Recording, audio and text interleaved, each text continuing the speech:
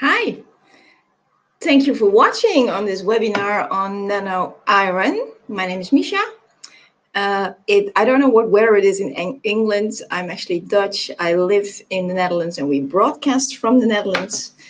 And it's 34 degrees out here. So if it's as warm over there as it is here, then I find it really brave that you're watching at the moment. Let me introduce myself a little bit more. My name is Misha Kroese.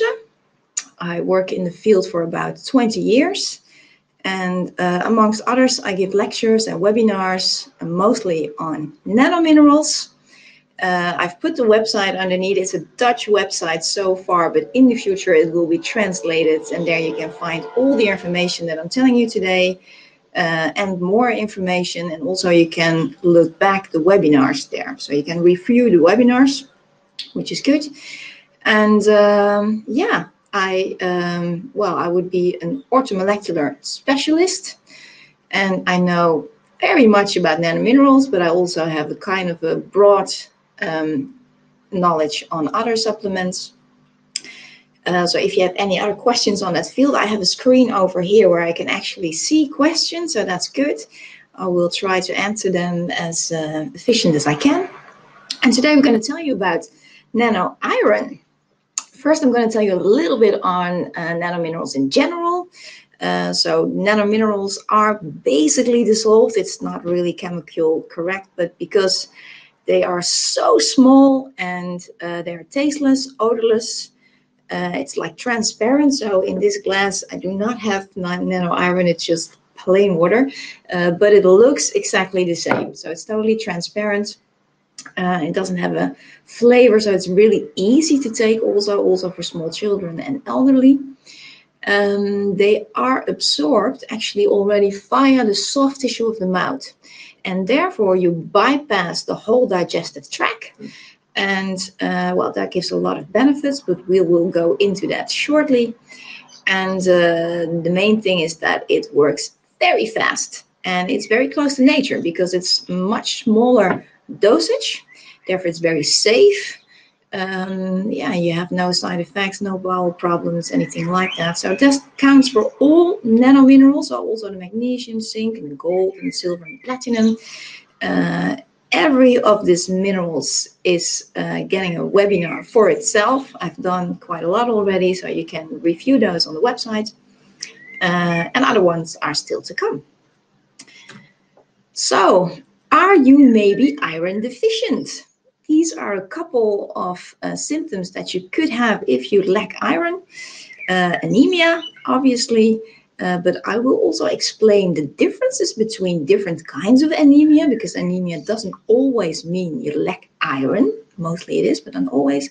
But if you have an iron deficient anemia, then dizziness, concentration problems, restless legs, fatigue, but also hair loss, muscle weakness, all these kind of things, loss of focus. Well, basically the feeling that you want to stay in bed all day just because you're so tired physically, yeah, are all symptoms of iron deficiency. So what is iron? It is a mineral, but the iron that we talk about today is a mineral that is categorized as a metal, and in this case it's a pure metal because it's not a compound. So it's iron on its own without a carrier or a compound, as you call it, and therefore easily assimilated. And iron basically is needed for the supply of oxygen and your energy levels, endurance, but also you need that for an efficient immune system, which is important because all of the day we need to protect ourselves against invaders, pathogens, yeast, chemical structures. And yeah, the immune system needs a lot of energy, so therefore we need iron. Obviously, it helps against fatigue. Restless legs is a very classic symptom of iron deficiency, especially when you have that feel like, I need to lift up, I need to move my legs because it's so annoying. I just have to move them around. And that is usually an iron deficiency. And you often see that, especially with nano iron, you can get rid of that problem within a couple of days to a week. which is quite fast. So that's really nice if you suffer from that. Also, iron, of course, promotes healthy skin tone, healthy blood circulation, not just in the core of the body, but also to the extremities. So, well, in the summer when it's 34 degrees, not a lot of people suffer from cold hand and feet. But in the winter, lots of people do. And often is that due to a lack of iron. So nano iron is well, liquid, tasteless, odorless, like I just told you, free of compounds. It's very pure, the purest form you can get it in. It's low dosage, therefore very safe and very effective, but we get to that later. Easiest to assimilate. Basically, I covered them all, and it has no side effects. So no black stool, no constipation, no coloring of the mouth. No abdominal pains, anything like that. So that's all very handy. So we're going to look into what oxygen and iron specifically do. And iron, of course, is mainly in the red blood cells. It's also in other tissues, but mainly it is in the red blood cells. That has everything to do with oxygen, your energy levels, your endurance, and also the repair of tissues. But why actually do we need oxygen? But everybody knows that we need it all day, every second of the day. We breathe it in. But why exactly? If you ask that to most people, they're like, yeah, I need it to survive. But what it does, you need the oxygen to release energy from our foods. And that's very important because, as you can see, for the people who attended my last webinar, I told them that platinum is on the basic or at the start of our energy production. It can help to speed up or just start up the energy production. And for the people who remembered it, one glucose molecule can actually give you 36 full batteries ATP. Which is a lot. That's enough to heat up 4 liters of water. No, it's enough to heat up 1 liter of water by 4 degrees Celsius. So that's quite a lot of energy. But actually, we use a lot more. We use about 50 to 100 kilo of ATP a day. And basically, it comes down to that you use up the amount of ATP the same as your own body weight. So if you weigh 50 kilos, it's 50 kilos. If you weigh 80 kilos, you will use up about 80 kilos. And that's for average daily things. So getting up from bed, go to your work, sitting behind a computer, read a book, preparing dinner. If you do lots of exercise, physics, you have a heavy job, or you have a lot going on your mind, you have to think on 10 times things at the same time, then you use extra. So the average is about 75, but it can build up to like 125 kilos ATP a day. And actually, another fact for you, interesting to know, or at least I thought it was really interesting, that every cell produces about 68 billion ATPs every second. I was like, wow. That's a lot. And, well, first of all, of course, we need food to get it from. Without the glucose and the fats and the proteins, we can't make any energy. But also without oxygen, we can't either. And food we can store. Therefore, we can live a couple of days without food, but oxygen, no. So if we do not have oxygen within a couple of minutes, for some sooner, it's and end of life, unfortunately. So this is why oxygen is so important. Everybody knows it's so important. Our first basic, our most elementary need. But this is the reason why. And of course, we need this energy to heal cells, tissues, repair, come in action, let our muscles move, think. Basically everything that the body does needs a lot of energy. So how does the body transport all this oxygen to all the cells? it is crazy warm outside here. So I'm going to drink a lot of water. Well, everybody knows this is very obvious, but just go from the beginning. We breathe in the oxygen, of course, through our nose, better through your nose than your mouth, because then the air is filtered, so it's cleaner. And also it does not dry out your mouth. Then, of course, it goes into the lungs, and from there, the oxygen is taken up in the red blood cells, and the red blood cells transport the oxygen to all the tissues via the arteries, so to your muscles, to your organs, to your brain, everywhere it needs to go. And of course, your whole body, every cell contains oxygen. And the mitochondria, those are the little energy fabrics where the energy is actually made. Except for the red blood cells, they don't have mitochondria. They just transport the oxygen. So what role does iron have in this? Well, the red blood cells contain a specific protein, which is called hemoglobin. And that hemoglobin has iron. And without iron, the oxygen cannot bind or attach itself to the hemoglobin. So the iron is actually very, very important. Without iron, it cannot attach to oxygen, and then we get a shortage of oxygen and therefore a shortage of energy.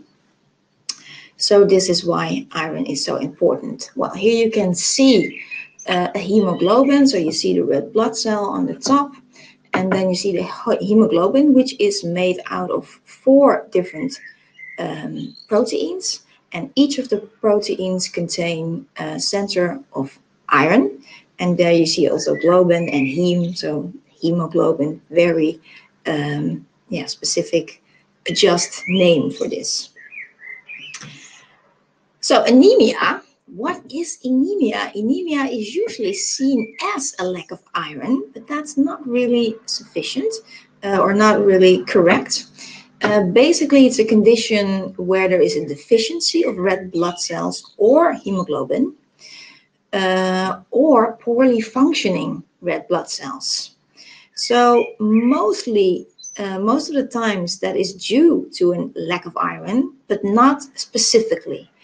It can be due to other conditions, like you have thalassemia or leukemia, where the red blood cells are not produced well, or they don't function well, or you have a lack of B12 maybe, and then the red blood cells cannot develop really in the right way, and therefore you get an anemia.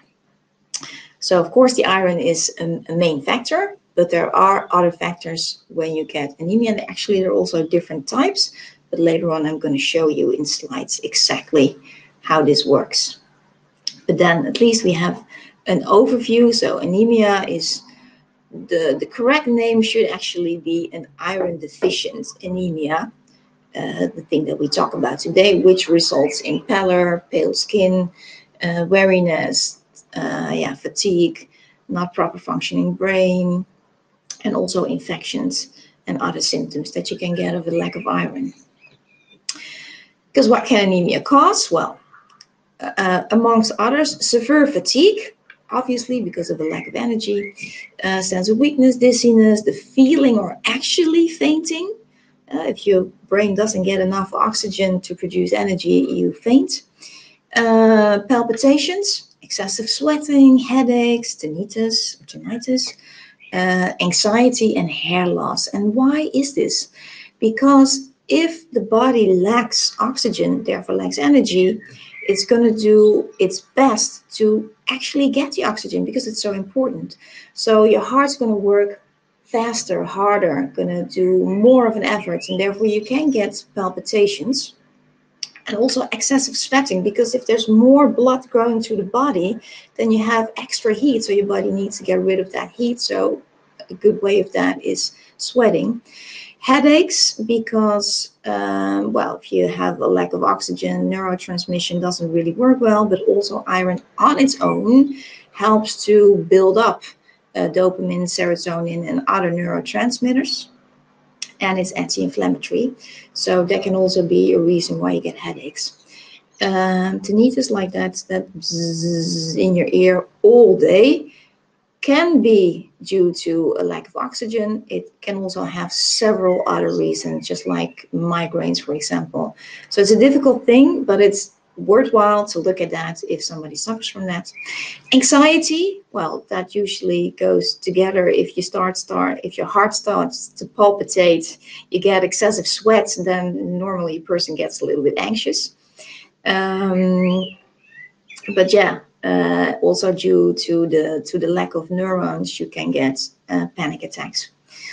And then, of course, the paleness and the cold limbs, which is because, yeah, the red blood cells give a certain nice color, and the cold limbs, because if you do not have enough oxygen, your body will, yeah, put the oxygen where it's most needed. So your heart, your liver, your organs are more important than your hands and your feet. So the extremities are being like shut down from oxygen, which is annoying. I used to have that. So my fingers even got like white, really cold, which is not nice. Hey, we actually getting more viewers, which is really nice. I didn't expect that on this incredibly hot day. 34 degrees out here, so it's very nice. I appreciate that. And for all the other people that do the review, also welcome. Other symptoms of anemia in young children: behavioral disorders and slowed development. This is, of course, if you don't have enough energy, you can't repair, you can't make new tissues, no new cells, but also the neurotransmitters depend on iron, more, amongst others. And then we have a thing that's not so known called pica. Don't know if you would say it's the same in English. Here we call it pica. It's a disorder whereby you feel the need to eat crazy things. Like you lack calcium and you want to eat the, how do you call these things that you write on a blackboard? In Dutch, we say krijtje. So now you learned a funny Dutch word. But this can also count for iron, that you feel the need to eat something made out of steel because your body craves it. That's a very strong indicator. Iron is also needed to slow down or dissolve inflammatory problems. And therefore, if you have a lack of iron, inflammation can flare up. And one of the main things that you see is an inflamed tongue or the mucosa and also the gums. This is also due to a lack of B12. And because you need B12 to build up the red blood cells, if you have a lack of that, then you normally also get a mild anemia. And B12 is also very important for anti-inflammatory for like tongue and mucosa. So that goes like hand in hand. Brittle nails, because basically if you don't have enough oxygen energy, you cannot repair tissue, so your nails will show. And then you have spoon-shaped nails. This is like, it's like upside down. Every mineral has its own specific symptom. If you have a lack of that in like the form or the shape of nails, if you have these spots or stripes. And well, I know about these symptoms. I'm not a specialist, but I do know that a lack of iron can give spoon-shaped nails, which is rather peculiar. It's something that you notice. And then we also have yellow coloring of the skin. And this is not so much due to a lack of iron deficient anemia. This has more to do with hemolysis, if I pronounce that correct. That means that the body breaks down the red blood cells faster than they are built up. And in hemoglobin, we have like a waste product called bilirubin, and that gives a color. And that is normally your body loses it via the stool, so it also gives the stool your color. But if you have too much of this bilirubin, your liver cannot break it down because it's more than it can handle, then your face or another skin can start to color yellowish or very yellow, in fact. So that gives an indication on what kind of anemia it might be. let's look at some healthy blood cells. How is it in healthy blood? So we have approximately like 5 million red blood cells. Actually, I think that's a bad translation from Dutch. That should be billion. So we have about 5 billion red blood cells, and each red blood cells contain about 270 billion hemoglobins. That is a lot. And each of them contain about 4 iron ions. This is interesting because it's specifically an ion, and nano iron can give you right away the ions because it's not a compound. It does not need to be, how do I say that? Dissolved, go through the intestinal tract where you actually get the compound from the iron. It takes a lot of time, doesn't always go well. And the nano iron can give you immediately the ions that can be built up in the hemoglobin. And the body contains about 4 grams of iron. That's not too much. That is because iron is also a strong pro-oxidant, so not an antioxidant, but an oxidator. Thank you, chalk is USA saying. The thing that you write on the, I didn't know the word, but thank you. Oh, sorry, I will not bang my glass at the table. Try to do it really soft now. The body has about 4 grams of iron, so that's not too much. That because it's a pro-oxidant, so the body cannot store too much iron because it could actually damage the organs, and therefore you need intake daily. And also that could be a reason if you have a lack of iron and you do iron supplementation, it would be good to spread it out over the day, during the day. Then you have it's better for your uptake than to do it in one go, because an excessive amount of iron the body will just try to get rid of as soon as possible. How do we get this anemia? Loss of blood. That's like clear, of course. If you lose a lot of blood, you lose a lot of red blood cells, therefore a lot of hemoglobin, therefore a lot of iron. And then it's more difficult for the body to get the oxygen around, and therefore we get very tired. Well, a heavy menstrual period is a very common thing. Lots of women who suffer from heavy periods usually get a lack of iron. It could be nice to take just some extra iron just through your period, especially with nano iron because it works right away. It's very handy to do that. And you feel a difference. You notice a difference right away. Childbirth, you lose blood, obviously, and your body needs a lot of energy. Open wounds because you lose a lot of blood, an operation, but also like a frequent nosebleed or bleeding gums, which is a thing that appears quite a lot also. And you think you lose a little, but if you consider that you have like 5 billion red blood cells, which each contain 270 billion of hemoglobins, you already lose quite a lot with losing a little bit of blood daily. You can get anemia from that. Also, internal bleedings like hemorrhoids can also be on the outside, but usually on the inside. Sometimes gives your stool, you can see blood in your stool due to hemorrhoids.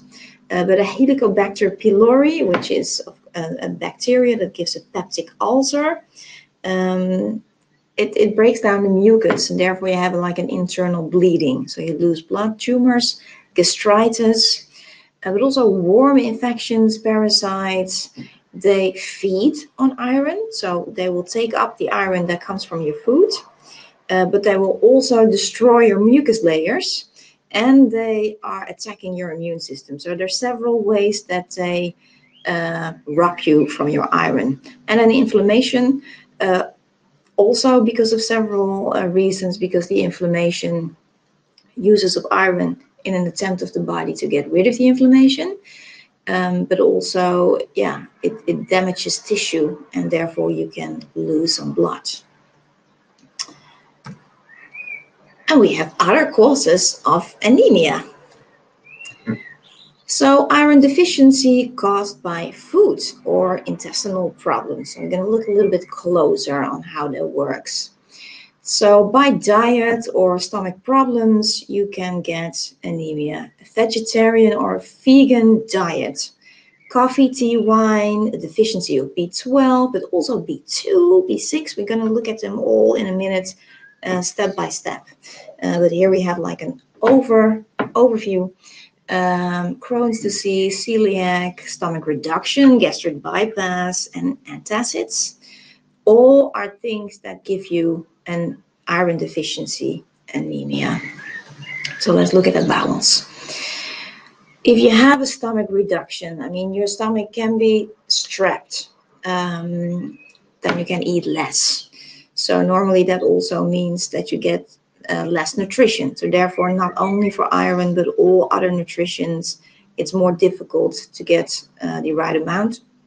I mean, for basically everybody, it's already difficult to get the right amount of vitamins, minerals, because our diets are so poor because of the industrialization and all the chemical additives. Well, that's a whole story you all know of. But let alone if you have like a smaller stomach, it's going to be more difficult. And especially when you have like a gastric bypass. Because a gastric bypass means literally they make a tube from your stomach to the large intestine.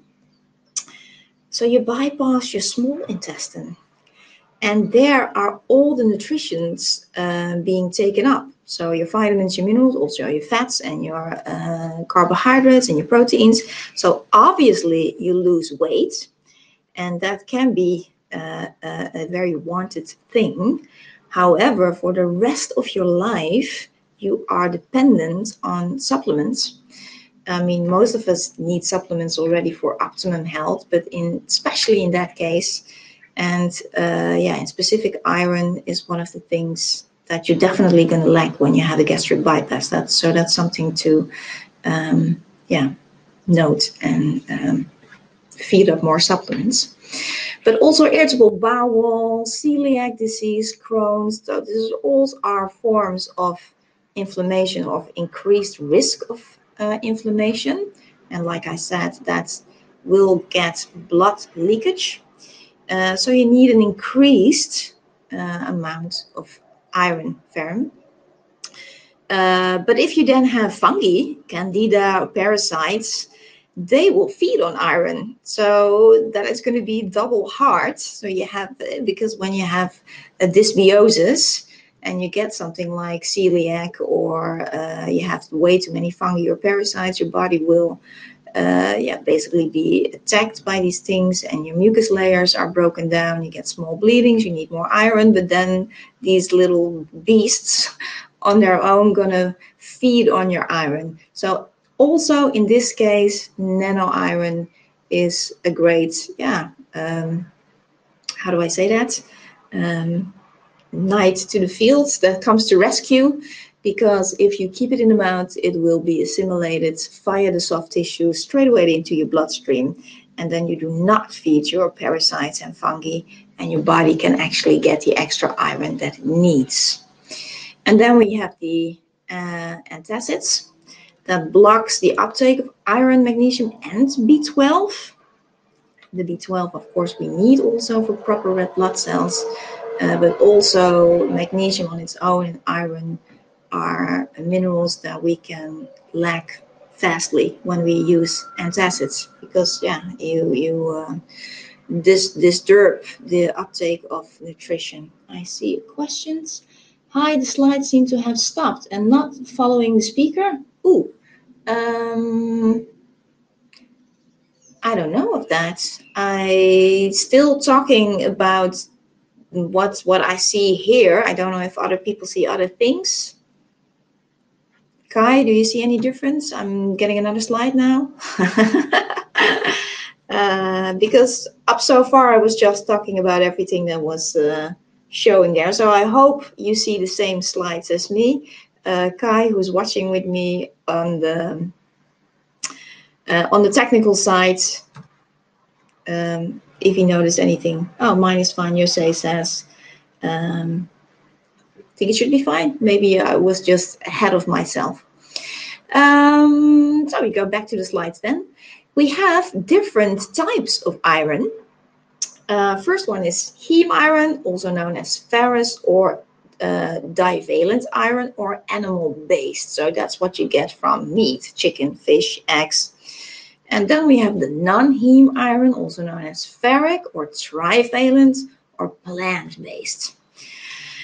Why do I tell this? Because the absorption or assimilation of animal-based iron is much easier, up to 3 times as easy from plant-based. And also, to get from plant-based iron to animal-based iron, your body has to do a chemical process, because actually it means that the plant-based iron or the trivalent lacks 3 electrons and the divalent lacks 2 electrons. And before your body can take up the iron from the plant-based, it needs to search for another electron. Therefore, it also can be oxidative, give oxidative stress. So that is the difference, and hopefully now you know, or maybe you already knew how that works or where the difference comes from. Okay, cool. To have a small overview, the animal-based, divalent, absorption 3 times better, and then the plant-based, trivalent, attaches easily to food components. So not only it needs to be converted into the divalent type of iron, but it also attaches very easily to all kinds of stuff from our foods, and therefore you lose a lot in your stool.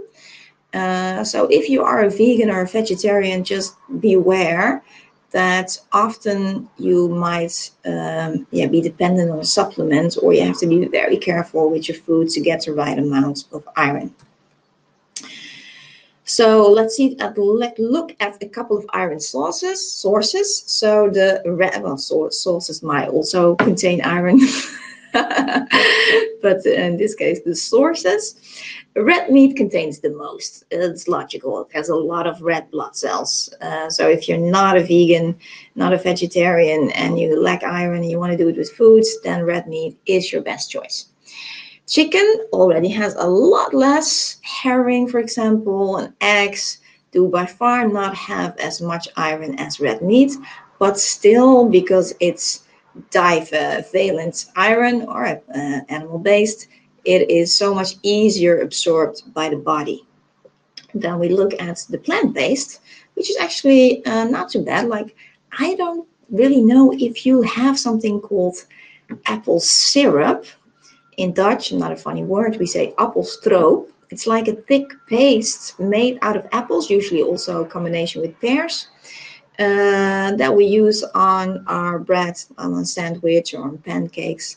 But it's actually very rich in iron. So if you want plant-based, rich iron source, then that is one of your best choices. But also rye bread, legumes, whole wheat slice of bread, like basically whole wheat products contain quite a lot of iron. Spinach, actually not too much. It's, of course, we all know Popeye, and apparently that should have a lot of spinach, but it's not that much. You're better off with some apple syrup. But then we have dried fruits, which are, well, if you look at the amounts, not too much, but still much more than an average apple, banana, or something in that area. So raisins would be a good choice, and goji berries maybe also, because they also contain a lot of antioxidants, and since iron is a pro-oxidant, that would be a good choice. So you make sure that every iron in there your body can take up. How about phytoplankton? That's a good question. I'm not so sure how much iron exactly is in there, but I did not find it anywhere in the richest sources of iron. So I assume it's not that high in iron. I could be mistaken, but I don't know by heart how much that is. But of course, phytoplankton has a lot of other factors, minerals, proteins, antioxidants, chlorella, which cleans up the body. And I do know that it helps to absorb iron, but I'm not too sure in which way. But I do know that chlorella, phytoplankton, spirulina are used to increase. And that's maybe also because they're strong antioxidative properties. But we're actually going to look at some functions of cofactors that you could use to increase the uptake of iron. Vitamin C, very known for promoting iron uptake. And what it actually does, it promotes the conversion of the trivalent or plant-based iron to divalent iron or animal-based iron. So vitamin C only helps when you use plant-based iron. So if you eat a steak, you don't need vitamin C to make sure the iron will be assimilated. That's only for plant-based iron, but it is actually it doesn't only help, it's necessary. You need an ascorbic acid to do that conversion. So it's very important. Vitamin A, not so known, but that helps to release the stored iron from the tissue, because everybody, of course, has some stored iron. I mean, you need to be able to get your iron right away if you need energy. So the body stores a little, but to release that, vitamin A is your friend. Then B12, more known, and folate, the active form of folic acid. They are required for absorption of iron in the blood, so from your intestines. So if you get iron from your foods, then you need B12 and folate to actually get it into the blood system. With nano iron, of course, you bypass that, so you don't need the B12 and the folic acid to assimilate. But from your foods you do. But it's also very important for the formation of normal red blood cells. And that is, of course, very important to store enough hemoglobin in the red blood cell. And since it's 270 billion of hemoglobin proteins in each red blood cells, it's very important that those are formatted very well. And then B6 is a cofactor of B12. We usually do not get a shortage of that so easily, but it can occur. But also folate. And that is really like a hand in hand with B12 to do its work properly. So if you have iron deficiency or anemia, then it's good to also check those, or just take some in a good form, B12 and folic acid in the active ways like metformin and methylcobalamin, for instance. Those are really good forms which will be assimilated very well and are also completely safe, because if you have too much, your body will just get rid of it. So it's worthwhile trying. Another thing that is needed to actually get the iron into the hemoglobin is B2. And that is also a factor that is not so known of, but actually they did a couple of tests, and one of the biggest one was in England with teenage girls, where they checked on B2 levels, and over 70% of the iron deficiency anemia girls also were very much deficient in B2. So that's also an important factor to look at. And then B12, vitamin C and folate are also needed to break down proteins from which the hemoglobin is made.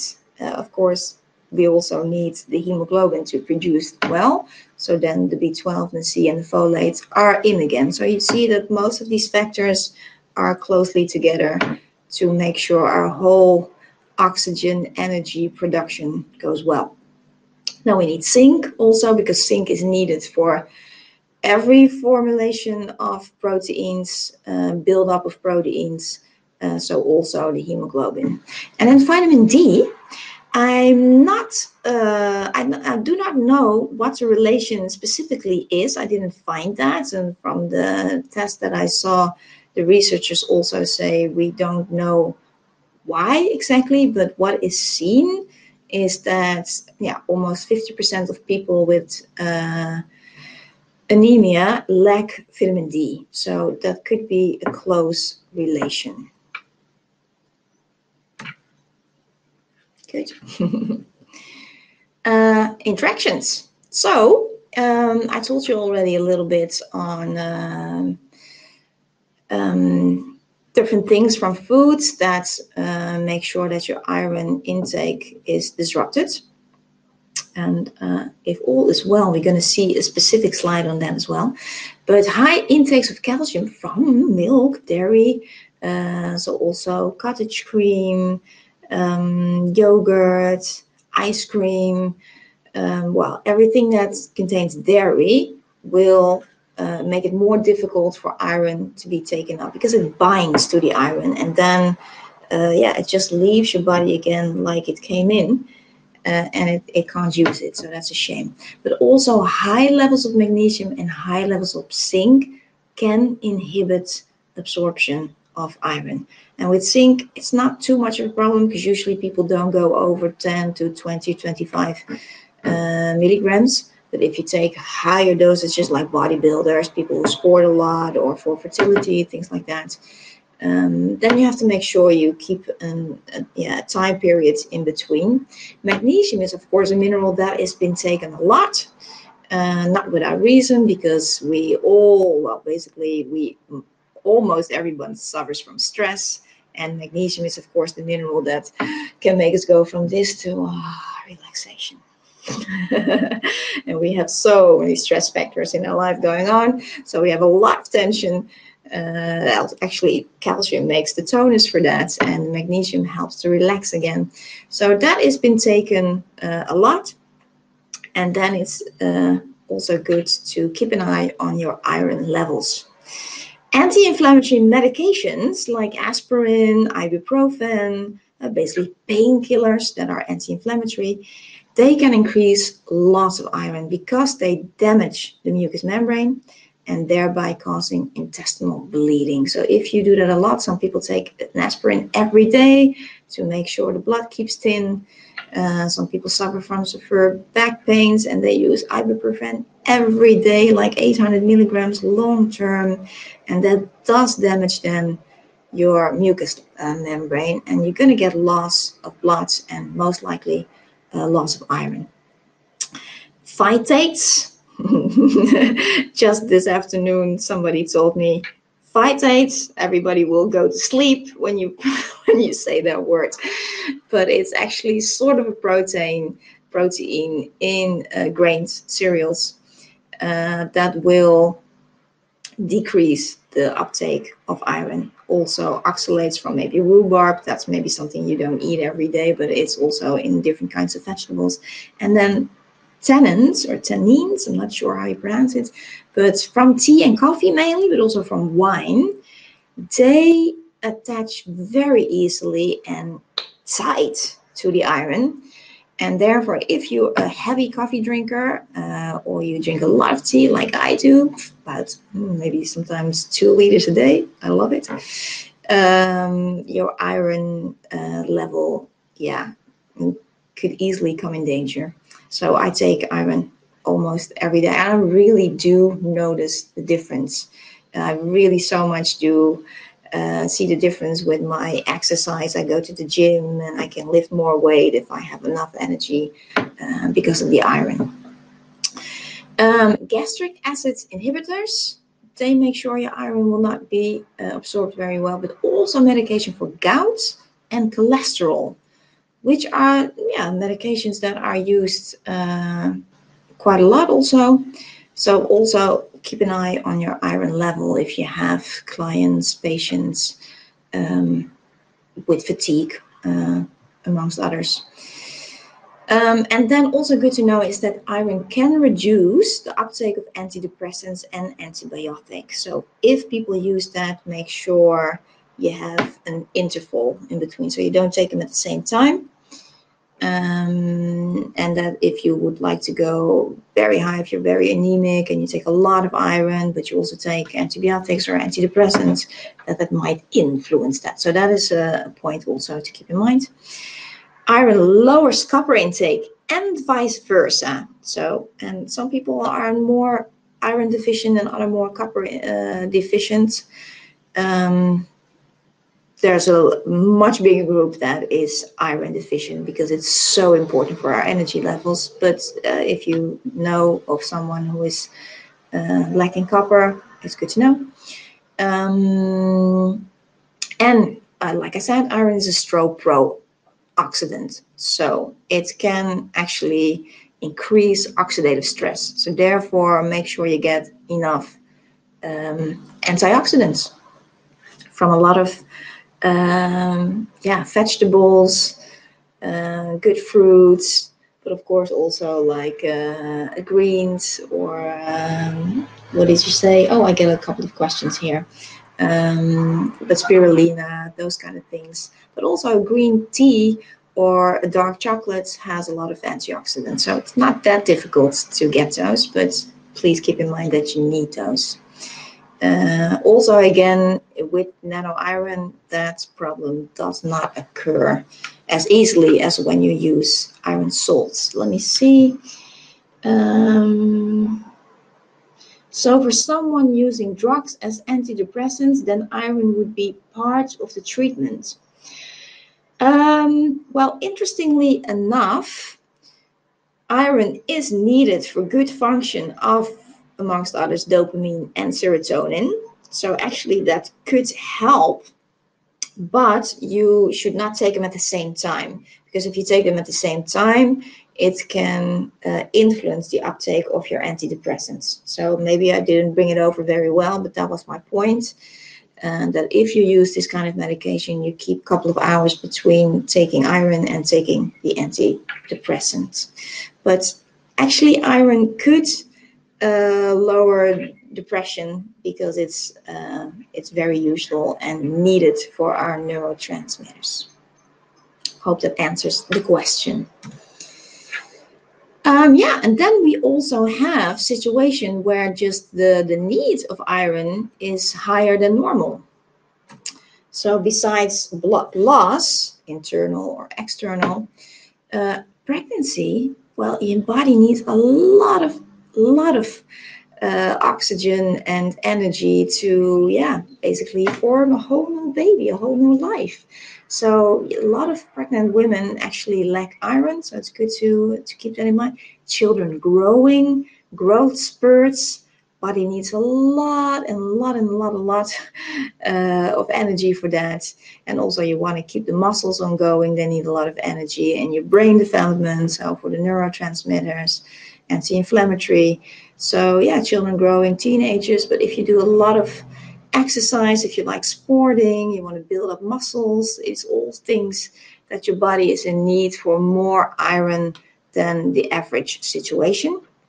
And especially if you have inflammations, and this could be small or large things like a peritonitis that you have maybe incidental, but some people have it chronic.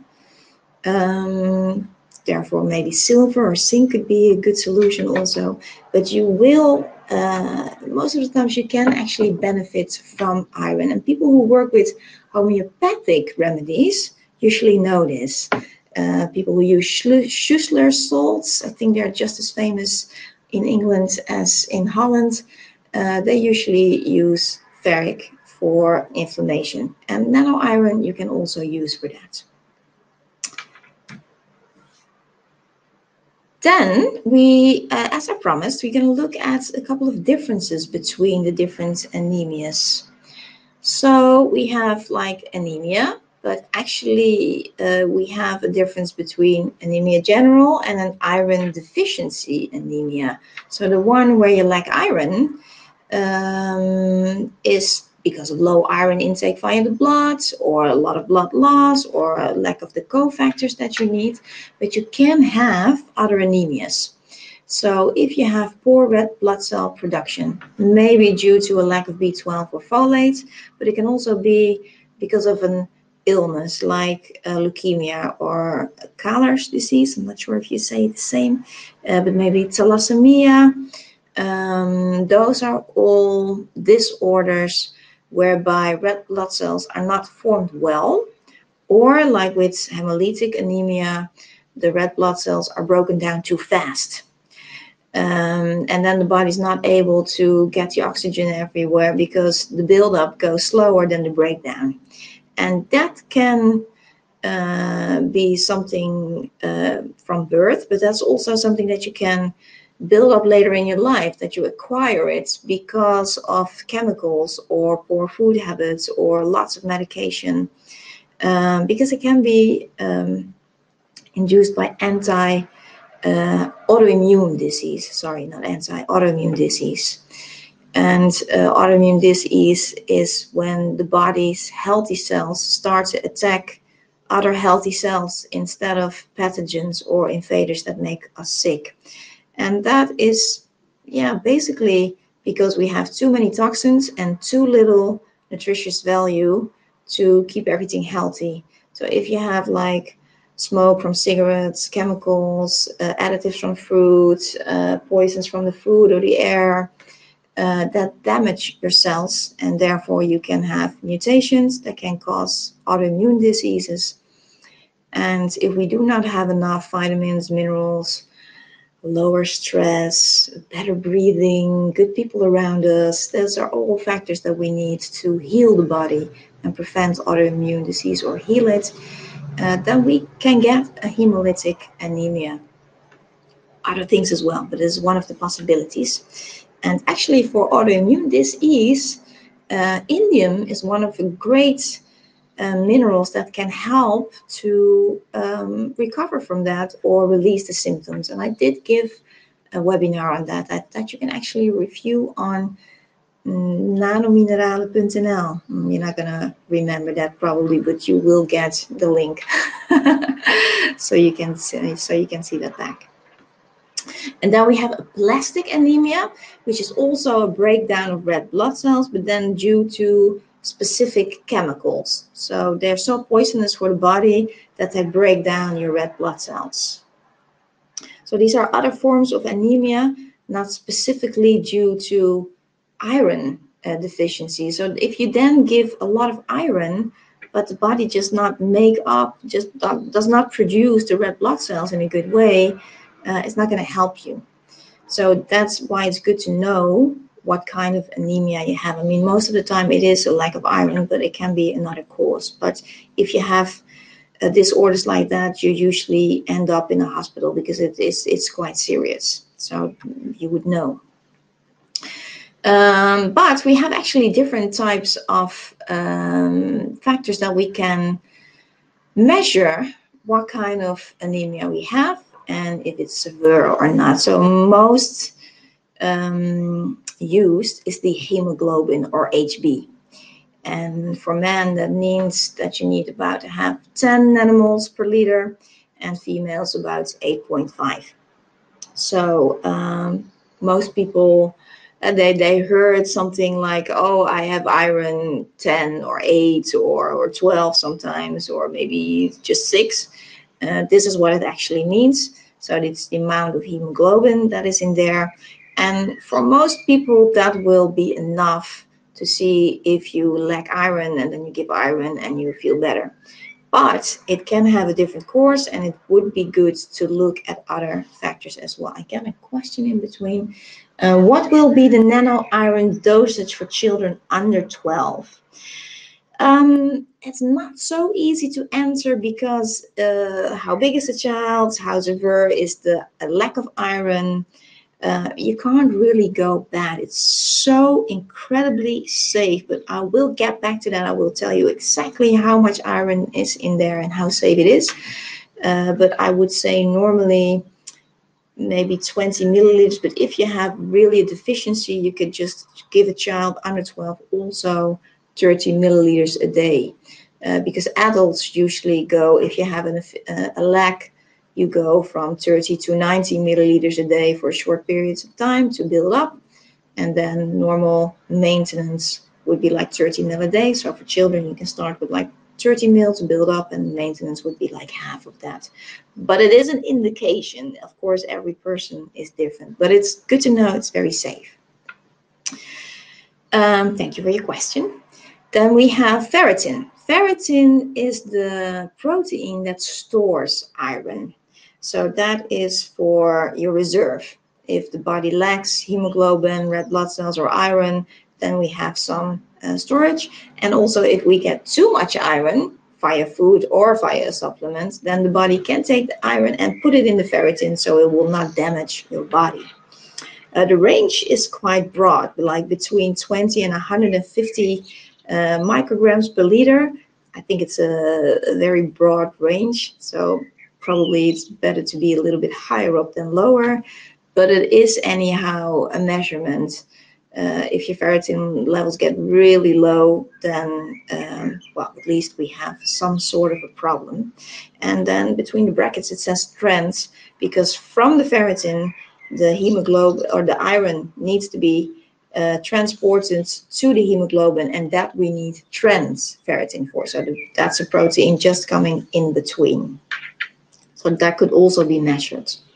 And the more indicators you have, the better overall view you have. And just to show you, ferritin is also a protein. It has a core of iron as a reserve. And via all kinds of canals, the iron can be released into the bloodstream to the transferritin to the hemoglobin.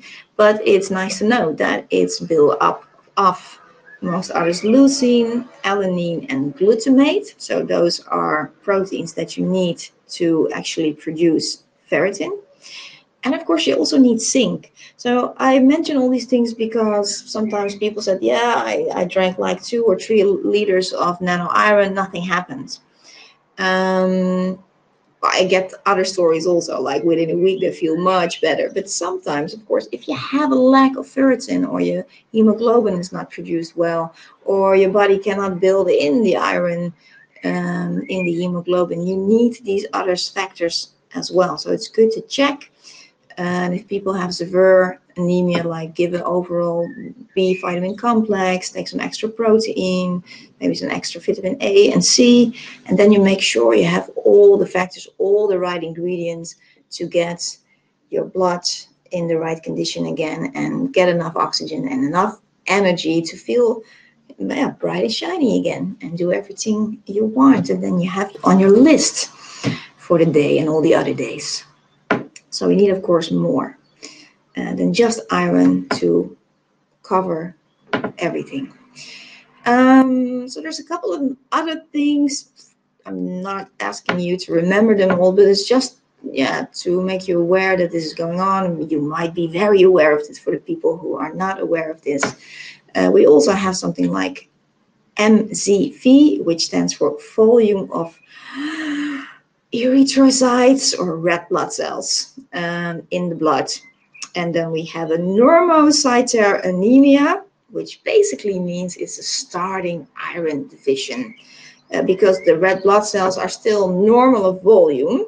So if you have an anemia, but your blood cells are still of good volume, it's usually a starting one. But if you have lack of iron, you have anemia, and it's also a microcytic anemia, so the red blood cells have shrunk down, then you probably have an advanced iron deficient anemia. So these are all factors that can be measured to get an overall very complete look on what's actually going on. And then we have something that a lot of people, I find, are afraid of. So I usually find that people in stores, shopkeepers, personnel, or also therapists are a little bit afraid to give iron because of the fact that it can build up.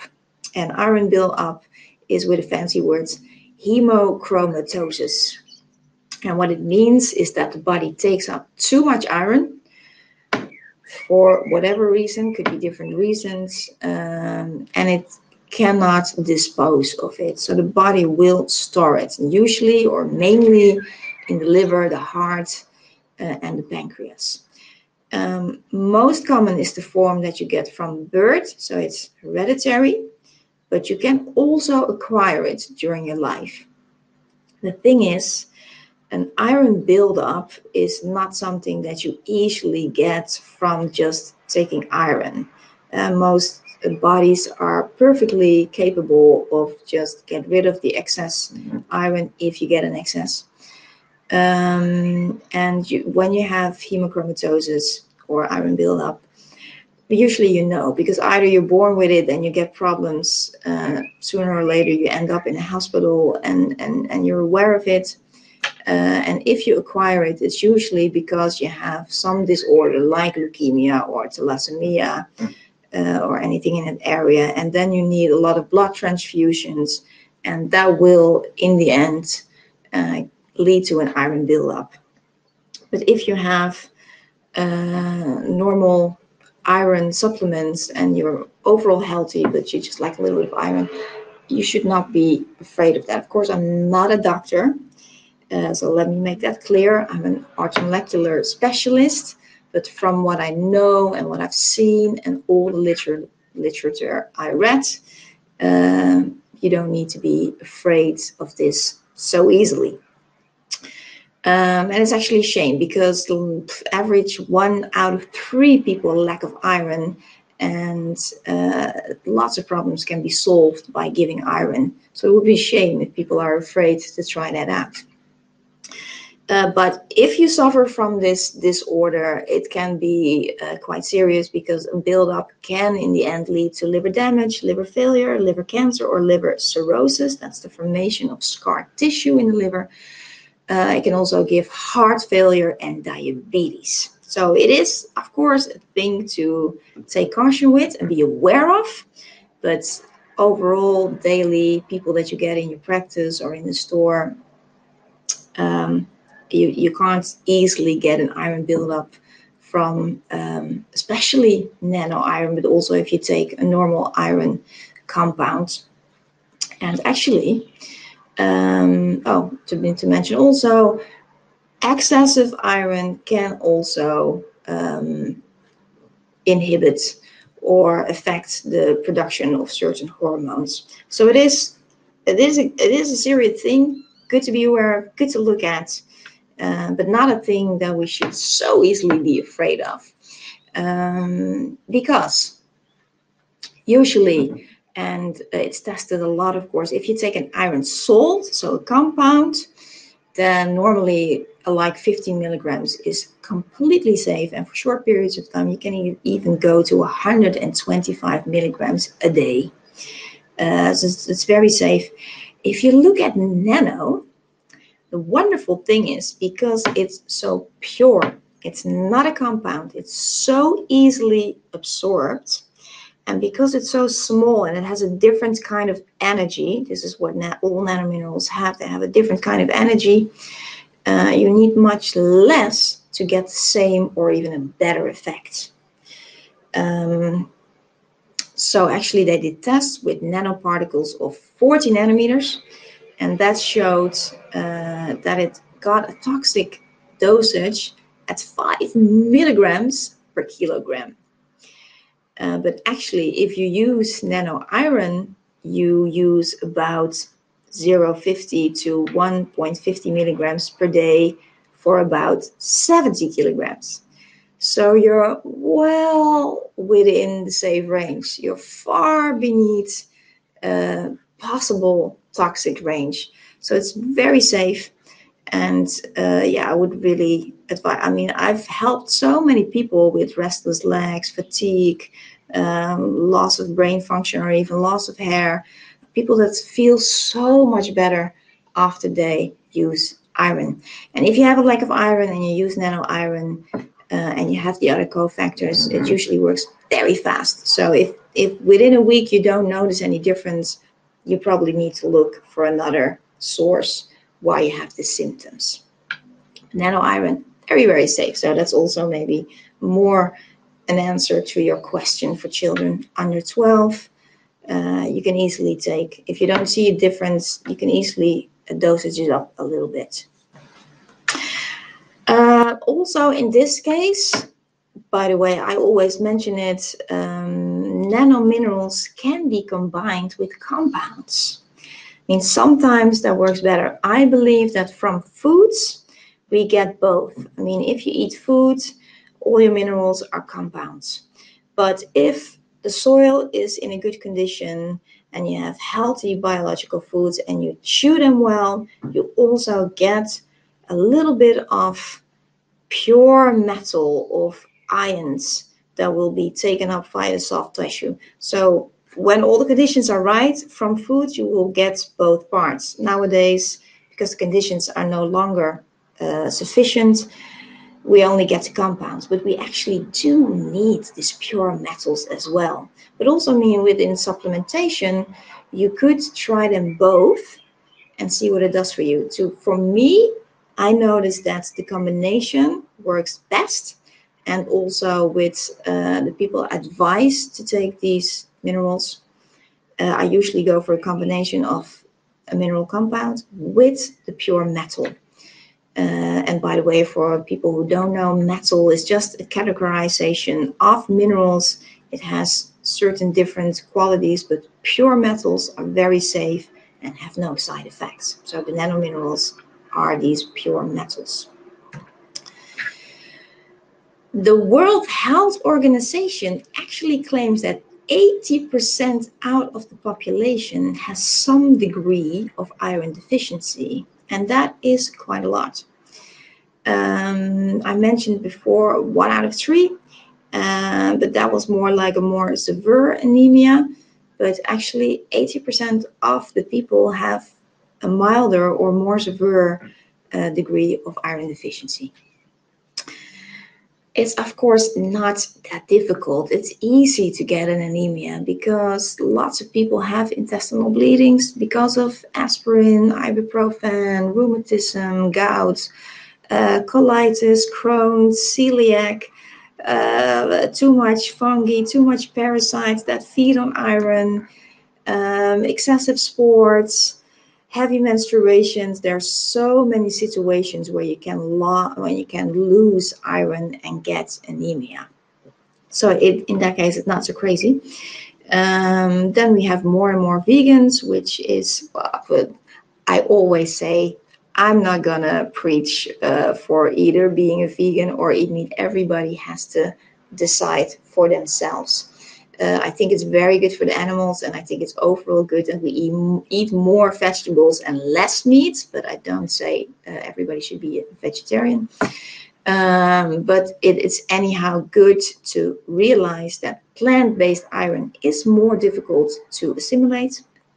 And on top of that, also the pH of both your stomach and your bowels affect the uptake of iron.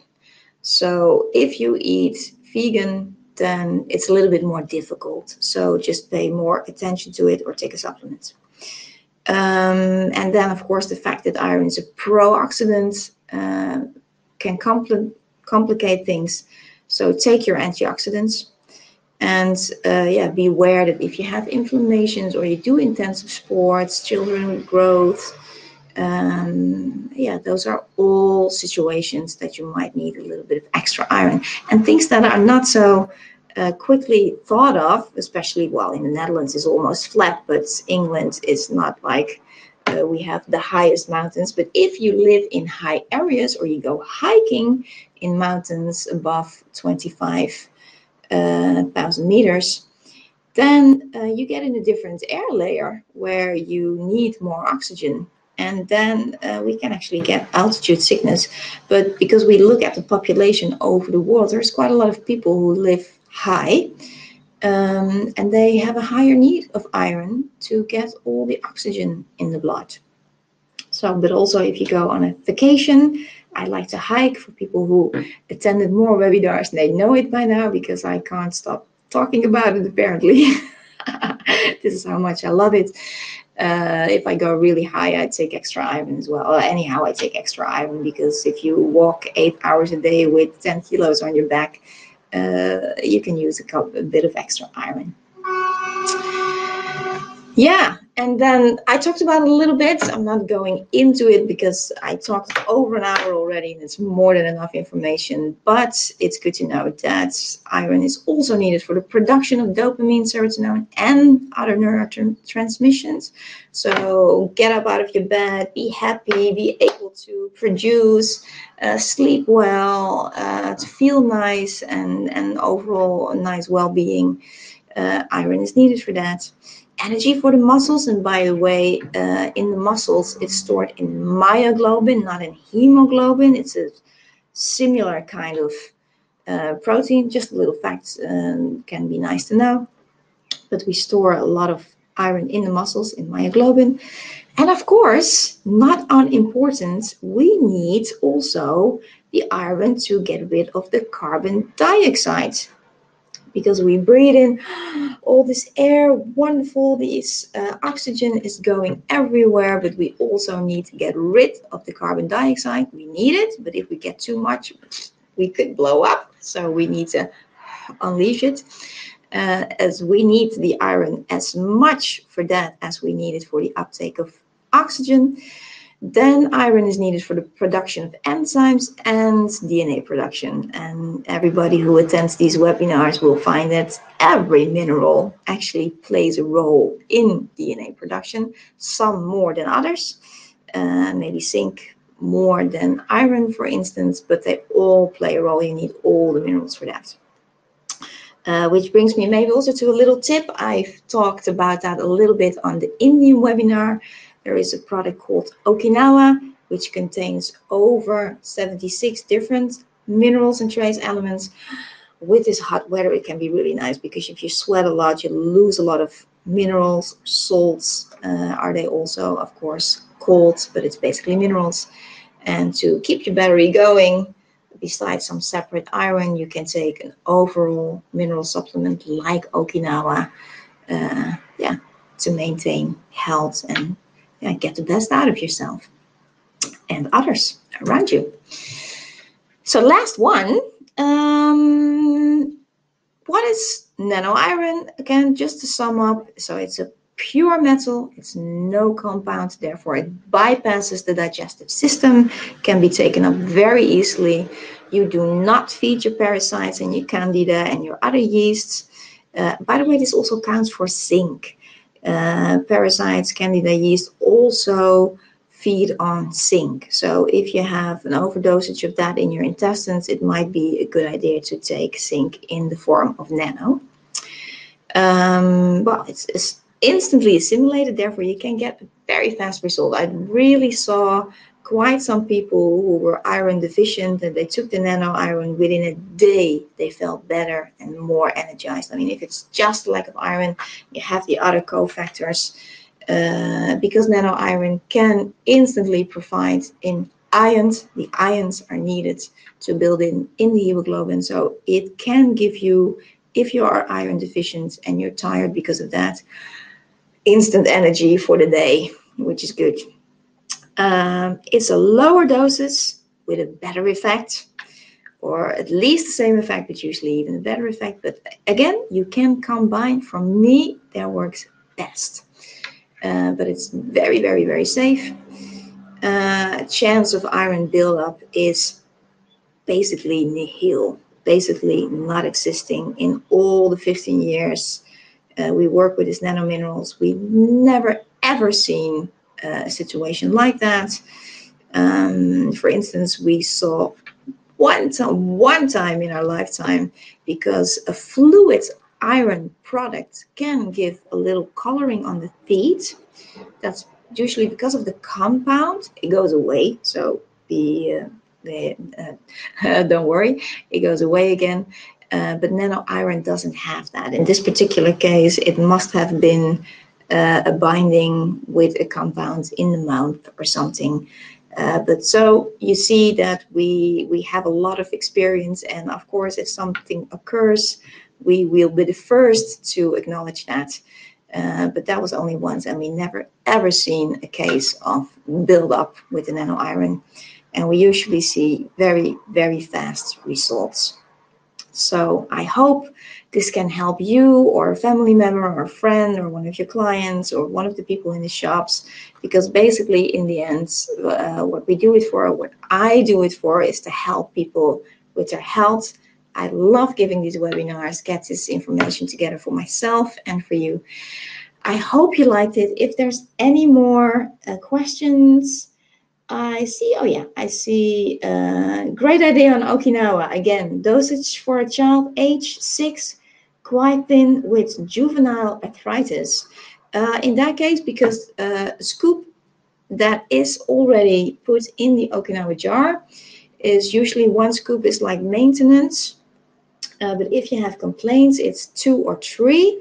In this case, she's 6 and not too heavy. So I go for 2 scoops as a build-up phase, and then maybe after a month or 2 months you can go back to 1 scoop a day. Thank you for your question. If you have any other questions, please let me know. Also, all comments are welcome. If you liked it, if you disliked it, if you thought some info was missing, if you learned new facts, all comments are welcome. I like it because, yeah, I want to give you a webinar that's actually of use and that it's nice and fun and easy to follow. So I'm happy with all comments. And if not, or maybe later you find a question later, of course you can mail us on the website or via the link of the review that you will find. You can give all your questions and we will answer it for you.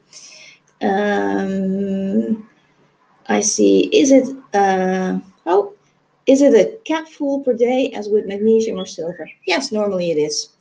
So that's like 30 ml, 3 tablespoons. That is like a shot glass. Normally that is. If you're very iron deficient, you can take more or combine it with a salt.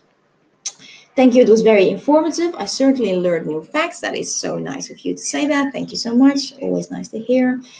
Thank you so much. Has been Shry information. Look forward to the next one. Thank you. Thank you. Really nice. If you have other comments, less positive, I also love to hear it, but it's always great to see this. Thank you so much.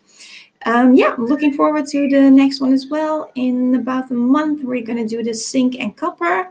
And later on, gold is awaiting you. Yeah, and you can also watch back, review the ones on silver, magnesium, platinum, and the iron now. So thank you for watching. Hope to see you again soon. And I hope you can enjoy the last hours of this beautiful evening. And yeah, so back. Oh, what is the constant banging? Oops. That's probably me. I have my laptop on the table, so it wouldn't be that much. I will try my best next time to keep my hands on my lap. That's probably better. Sorry. Next time I will pay attention to it. Hope it wasn't too bad. Yeah, so then again, thank you and see you again.